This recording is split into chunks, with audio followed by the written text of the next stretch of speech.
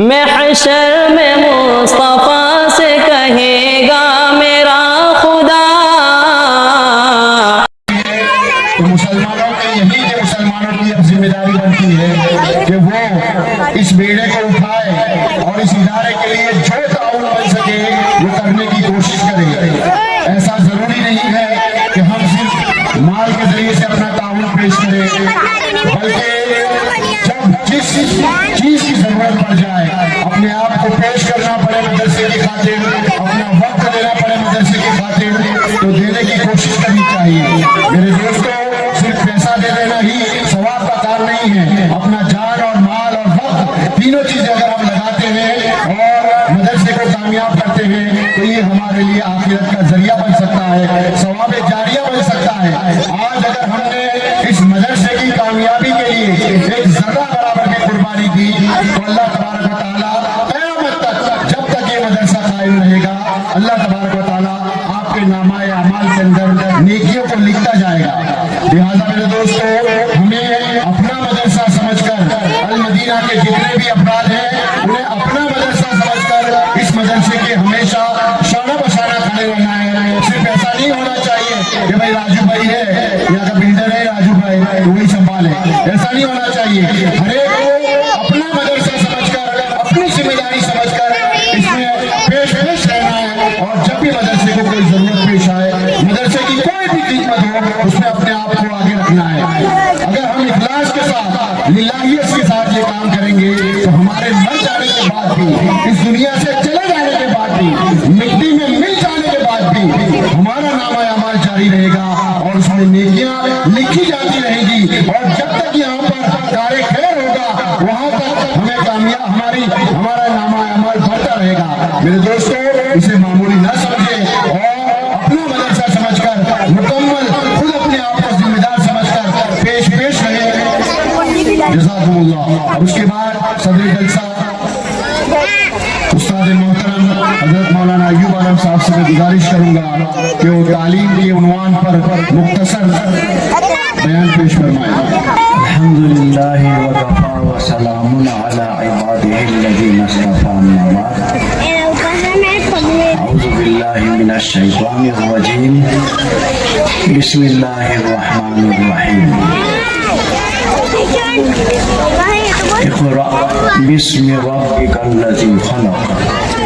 आमन्तु बिल्लाहि सदक़ल्लाहुल अज़ीम। मेरे बुजुर्गों, भाइयों, दोस्तों, अजीजों, मोहतरमा माया और बहनें, अस्सलामु अलैकुम व रहमतुल्लाहि व बरकातुहू।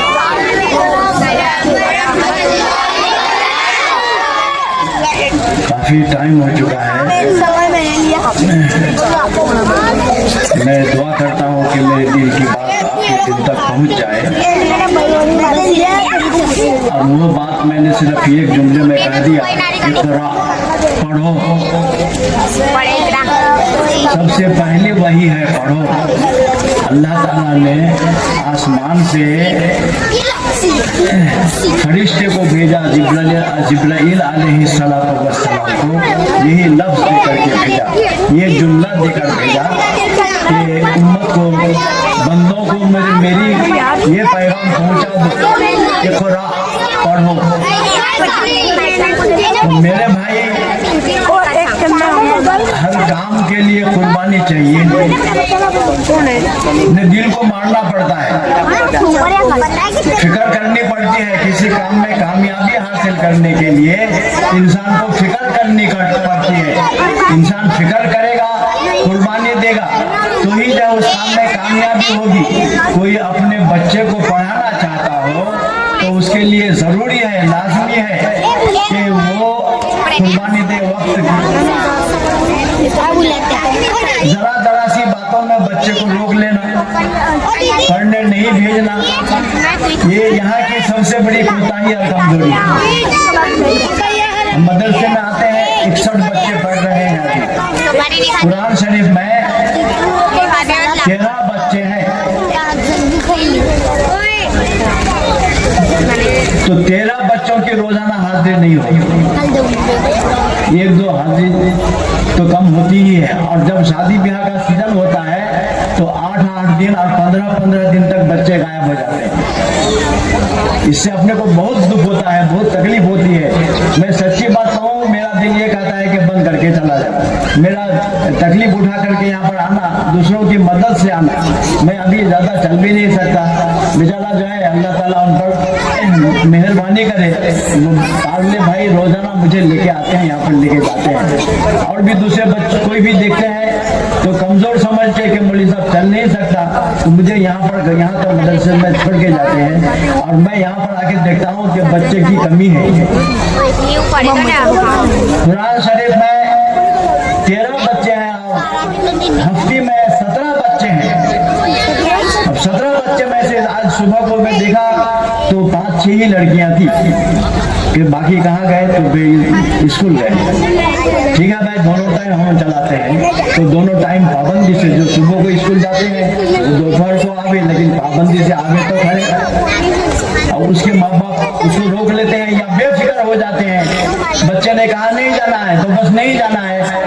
तो कोई काम के लिए भी आप ईमानदारी से बताइए, दिल में हाथ रख के बताइए कि आपने जो है एक दुकान, एक शोरूम खोला,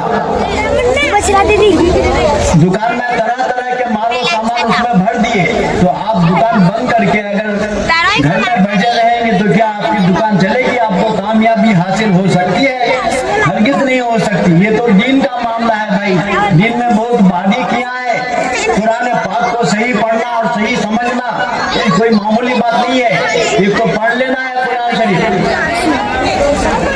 अल्फाज का रट लेना, अल्फाज को पढ़ लेना या हाफिज कुरान बन जाना, ये अलग बात है। इसमें भी सवाब है, अल्लाह ताला इसमें भी अजर देता है। हदीस पाक में आता है कि क़यामत के मैदान में हाफिज कुरान के माँ बाप को ताज पहनाया जाएगा। इतना बड़ा सवाब है। 1 हरफ पे 10 नेकी मिलती है। हुजूर अक़दस सल्लल्लाहु अलैहि वसल्लम फरमाते हैं कि मैं ये नहीं कहता कि अलिफ लाम मीम 3 हरफ है, बल्कि अलिफ में 3 हरफ है और लाम में भी 3 हरफ है और मीम में भी 3 हरफ है। ये 30 हरफ हुए, तो 30 को 10 से तकसीम करो, 30 को 10 से ज़रब दो, गुना करो तो 300 नेकियां होती है। तो सिर्फ अलिफ लाम मीम पढ़ने के बदले में अल्लाह ताला 300 नेकियां देता है। तो जो पूरा कुरान शरीफ खत्म करेगा उसकी नेकियों का क्या शुमार हो सकता है, कितनी उसकी नेकियां होगी। तो ये तो खाली अल्फाज पर है, लेकिन खाली कुरान शरीफ हमको तिलावत के लिए यानी खाली पढ़ने के लिए नहीं भेजा, बल्कि कुरान शरीफ ये हमारी जिंदगी का दस्तूरुल अमल है, जिंदगी गुजारने का एक तरीका है जो अल्लाह पाक ने कुरान पाक में बताया है कि एक मुसलमान किस तरह से रहे दुनिया में, उसकी इबादत कैसे हो, उनके मामलात कैसे हो, उनके मुआशरत कैसे हो, उसके अखलाक कैसे हो, उसके चाल चलन और उसके व्यवहार कैसे हो। ये सब बातें एक मुसलमान के लिए जो है जरूरी है और वो बातें कुरान पाक में है। तो कुरान पाक हमको वही बातें बताते हैं। एक बंदे की नमाज कैसी हो, उसका रोजा कैसा हो, उसका हज कैसा हो, वो ज़कात किस तरह से अदा करे, ये सारी बातें, इबादत, मामलात, मुआशरत, ये तमाम चीजें जो है कुरान पाक में है, जो ज़ाहिर उलूम कहलाते हैं। फिर बातिन उलूम भी है, वो तो सूफिया इकराम के पास है। लेकिन मेरे भाइयों, हम इतनी फिक्र करें कि हमारे बच्चे जो है अनपढ़ ना रहे, स्कूल भी पढ़े, मदरसा भी पढ़े, लेकिन पढ़े जरूर। और इसी बात का हुक्म अल्लाह ताला ने फरमाया, ये कुरान पढ़ो। बस इतनी बात मुझे कहनी थी। और आजीजी से अर्ज करता हूँ कि अपने बच्चों को जरूर भेजें आप मदरसे में, पाबंदी के साथ भेजें। जरा सी बात में जो है कोताही ना करें। हाँ, बीमार शिमार हो जाए तो अलग बात है। शादी ब्याह में 15-15 दिन जाके रुक जाना, ये कहाँ की भाई अच्छी बात है। ये उसका स्कूल में भी उसका जो नुकसान, मदरसे में भी नुकसान। मैं सच्ची बात कहता हूँ आपके किसी बच्चे की एक हफ्ते की हाजिरी पूरी नहीं है। आप रजिस्टर में आकर के चेक करें, कोई बच्चा ऐसा नहीं है जो एक हफ्ते में जो है 6 दिन का मदरसा होता है तो 6 दिन हाजिरी किया। मैंने बहुत किया, मेरा दिल रोता है मेरे भाई। मेरा आने का मकसद यहाँ पर जो है बहुत हो रहा है, मेरी मेहनत जाए जा रही है।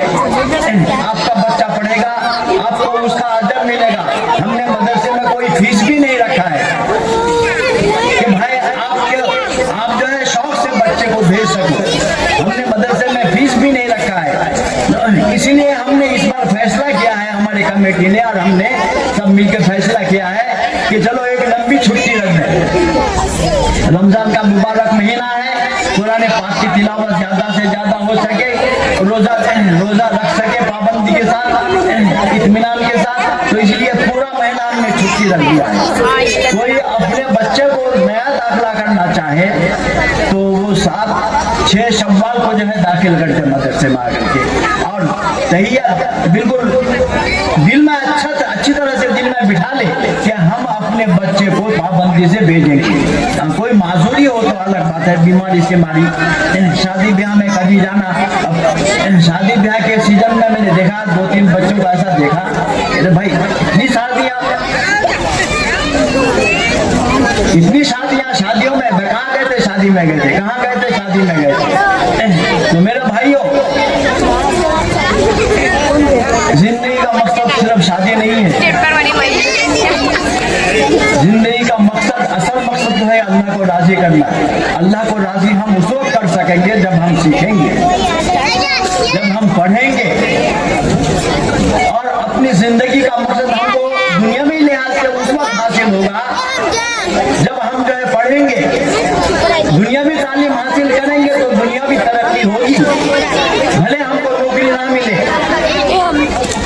लेकिन ढंग से हम जो है व्यापार कर सकते हैं, ढंग से हम धंधा कर सकते हैं, कोई भी काम हम ढंग से कर सकते हैं, तरतीब से कर सकते हैं।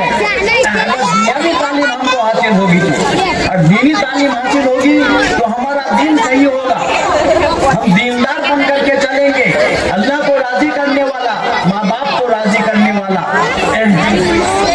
सबके हुकूक को पहचानने वाला हम बनेंगे, उनके हुकूक को पहचान करके उनके हुकूक को अदा करने वाला बनेंगे। इसलिए मेरे भाई आजीजी से, मेरे बहनों आजीजी से मेरी दरखास्त है कि पाबंदी के साथ अपने बच्चों को मदरसे में भेजें, और 1 महीने की हम जो है पूरी छुट्टी रखे हैं। इस छुट्टी में आप लोग जो कुछ करना हो कर लो, और उसके बाद जो है आप बिल्कुल दिल में तैयार कर लो कि बगैर सख्त मजबूरी के हम बच्चे को नहीं भेजेंगे। देखिए अभी चंद दिन पहले यहाँ पर ये मदरसा जो है मेमन जमात के मदरसे का इम्तिहान जलसा हुआ। मैंने भी वहाँ पर बहुत खिदमत की है। तो वहाँ पर ये कानून बना दिया गया है कि जो बच्चा गैर हाजिरी एक भी नहीं करेगा उसको शायद 500 रुपया देते हैं।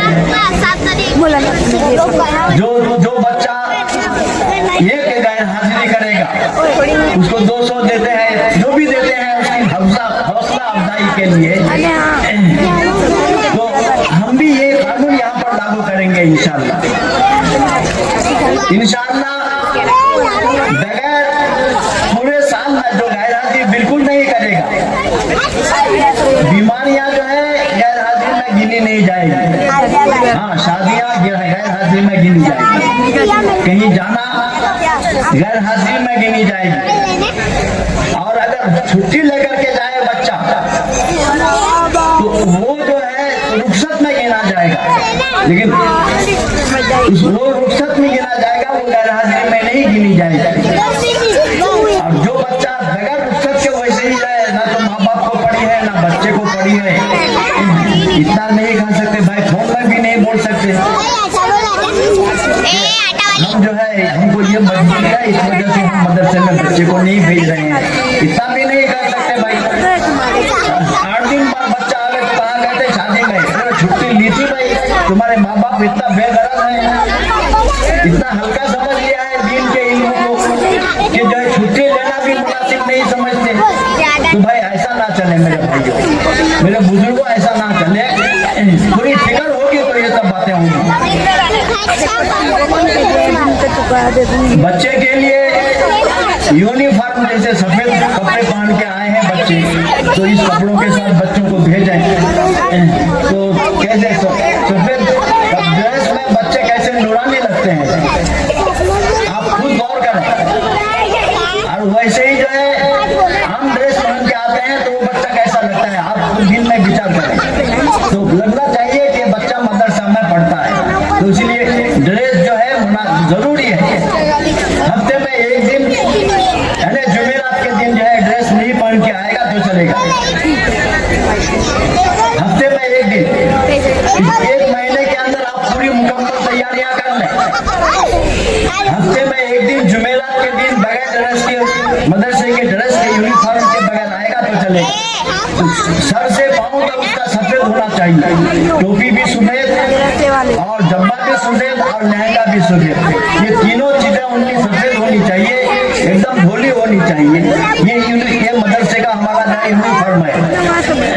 इस बात का थोड़ा ध्यान रख करके आप अपने बच्चे को मदरसे में भेजें, साफ सुथरा करके, पाक करके, थोड़ा मंजन की विश्वास करके जो है उस बच्चे को भेजा कि बच्चे के मुंह से जो है गंदगी निकल रही है, बात आ रही है, तो बच्चे को पढ़ाने में भी तकलीफ हो रही है, बच्चे के बाल जो है बिखरे हुए हैं। और जब ऐसा लगता है कि भाई जैसे कब्र से उठ के आया हो, अपने को ऐसा लगता है जैसे कब्र से उठ के आया हो।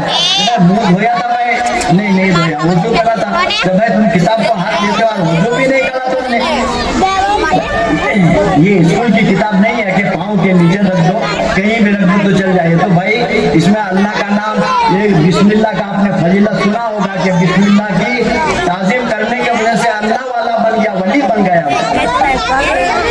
तो हमको जो है अपनी किताबों की ताजीम करनी है, अपने माँ बाप की ताजीम करनी है, सब हमको सीखना है।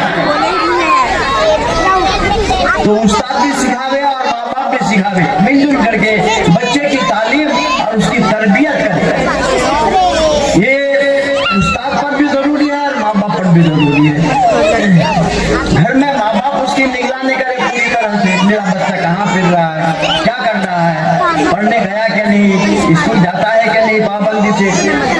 खाली अपने धंधे में मस्त रहने से मेरा भाई ये जिंदगी नहीं है। बस सुबह को धंधे पर निकल गए, बच्चे कहीं भी रख रहे हैं, और रात को जो है धंधा करके वापस हुए तो बच्चे, सुबह को जब हम निकले तो बच्चे सो रहे थे, और जब रात को हम जो है आए तो उस वक्त भी बच्चे सो रहे थे। हमने बच्चे को सोता हुआ ये पाया, या फिर टीवी के नीचे बैठा हुआ पाया, या हाथ में मोबाइल टक करता हुआ हमने पाया। तो मेरे भाइयों, ये जिंदगी नहीं है। जिंदगी जो है बच्चे की सीखने की या उसको सिखाने की जिंदगी है। तो इसलिए हम थोड़ी तवज्जो के साथ, फिक्र के साथ जो है अपने बच्चे की फिक्र करें। वो अपने लिए, वो बच्चा जिसने पढ़ लिया वो इंशाअल्लाह ऐसा काम ही होगा कि वो माँ बाप का नाफरमान रहे। माँ बाप की नाफरमानी बच्चे उसी वक्त करते हैं जब वो पढ़ा हुआ ना हो। सिर्फ स्कूल की पढ़ाई से बच्चा माँ बाप नहीं बन सकता जब तक कि मदरसे की तालीम ना हो। मदरसे में उसको उठना बैठना सिखाया जाता है, उसको खाने की तरकीब और सोने की सरकारी तरकीबें उसको सिखाई जाती है कि क्या सुन्नत है और पीने की क्या सुन्नत है, खाने की क्या सुन्नत है। ये सब चीजें बच्चे को मदरसे में सिखाया जाता है। बच्चे को बताया जाता है कि भाई एक मुसलमान का 5 वक्त की नमाज फर्ज है, चाहे वो मर्द हो चाहे वो औरत हो। और सबसे बड़ा जुर्म है, सबसे बड़ा गुनाह शराब पीने से भी बड़ा गुनाह, झूठ बोलने से भी बड़ा गुनाह, चुगलखोरी से भी बड़ा गुनाह, बदकारी से भी बड़ा गुनाह नमाज का छोड़ना है। इसकी बात दिल में बिठा नहीं, नमाज नहीं पढ़ा तो जैसे कुछ करा ही नहीं हमने। तो इस बात को दिल में बिठा लो कि नमाज का छोड़ना सबसे बड़ा गुनाह है, अकबरुल कबाइर में से है। इस बात को दिल में बिठा लो, दिल को समझा दो कि मुसलमान है तो हमें नमाज पढ़नी है, 5 वक्त की नमाज हमें पढ़नी है। जुम्मा की हमें जो है